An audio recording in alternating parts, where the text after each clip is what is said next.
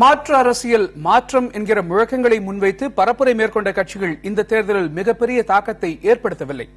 அதிமுக, திமுக மற்றும் அவற்றின் கூட்டணி கட்சிகள் தவிர வேறு எந்த கட்சியும் இந்த தேர்தலில் வெற்றி பெறவில்லை. இதுபற்றி பிற கட்சிகள் என்ன நினைக்கிறார்கள் என்பதை இப்போது பார்க்கலாம்.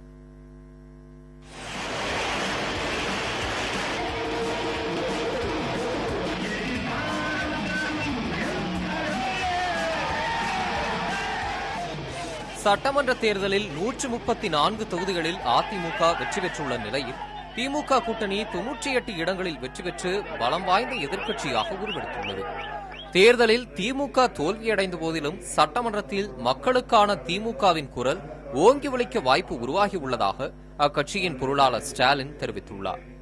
ஏற்கனவே திராவிட முன்னேற்றக் கழகம் 23 சட்டமன்ற உறுப்பினர்களை வைத்திருந்த நேரத்தில் எந்த வகையில் சட்டமன்றத்தில் எங்களுடைய கடமை ஆற்றியிருக்கிறோமோ அதைவிட பெரும்பான்மையாக திராவிட முன்னேற்ற கழக உறுப்பினர் வெற்றி பெற்ற காரணத்தால் இன்னும் அதிகமான அளவிற்கு நாங்கள் எங்களுடைய ஜனநாயக கடமையை ஆற்றுவதற்கு ஒரு நல்ல வாய்ப்பு கிடைத்திருக்கிறது.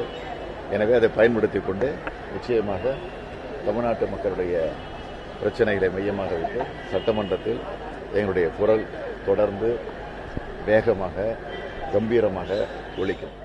தேமுதிக மக்கள் நல கூட்டணியுடன் இணைந்து தேர்தலை சந்தித்து ஓர் இடத்தில் கூட வெற்றி பெறாத தமிழ் மாநில காங்கிரஸ் கட்சியின் தலைவர் ஜி.கே. வாசன் மக்கள் மாற்றத்தை விரும்பவில்லை என்று தெரிவித்தார். தேர்தலிலே அதிமுக, திமுகவினுடைய பணபலத்தை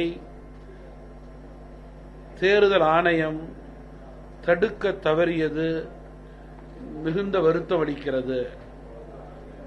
மேலும் மிக முக்கியமாக தமிழக மக்கள் முழுமையான மாற்றத்தை ஏற்படுத்த மனமாற்றம் ஏற்படுத்திக் கொள்ளவில்லை. காலப்போக்கிலே உண்மை நிலையை உணர்ந்து மக்கள் மனநிலையை மாற்றிக்கொள்வார்கள் என்று நம்புகிறோம்.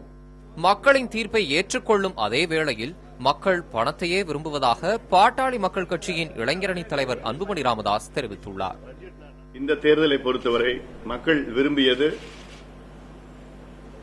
எங்களுக்கு நல்ல திட்டங்கள் தேவையில்லை, எங்களுக்கு பணம் கொடுத்தால் போதும்.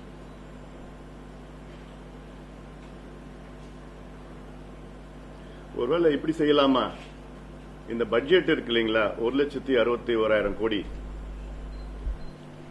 அந்த பட்ஜெட்டை மக்களுக்கு திட்டம் கொடுக்காம எல்லாத்தையும் பிரிச்சு கொடுத்துடலாம். பணமா கொடுத்துட்டா சந்தோஷமா இருப்பாங்களா? தேர்தலில் தோல்வியடைந்தாலும் தேமுதிக, மக்கள் நல கூட்டணி, தமாக ஆகியவை இணைந்தே செயல்படும் என்று மக்கள் நல கூட்டணி ஒருங்கிணைப்பாளர் வைகோ ஏற்கனவே தெரிவித்திருந்தார். புதிய தலைமுறைக்காக செய்தியாளர் குழு.